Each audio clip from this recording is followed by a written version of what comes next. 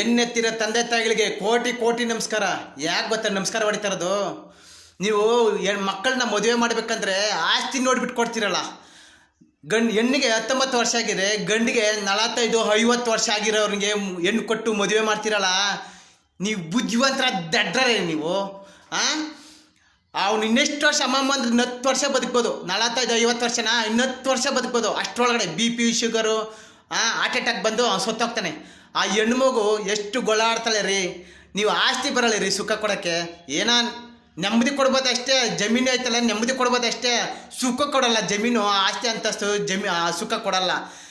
ಹೆಣ್ಣು ಸತ್ತಿರೋ ಚರಿತ್ರೆ ಇಲ್ಲ. ಫಸ್ಟು ಗಂಡೆ ಸಾಯೋದು, ಆಮೇಲೆ ಹೆಣ್ಣು ಸಾಯೋದು ಗಜಾಂತರ. ಯಾಕೆ ಬಡವ್ರ ಮಕ್ಕಳು ಹೆಣ್ಮಕ್ಳು ಸಾಕಲ್ವಾ? ಕೂಲಿ ನಾಳಿ ಮಾಡಿದ್ರಾದ್ರೂ ಹೆಣ್ಮಕ್ಳನ್ನ ರಾಣಿ ಥರ ಸಾಕ್ತಾರೆ.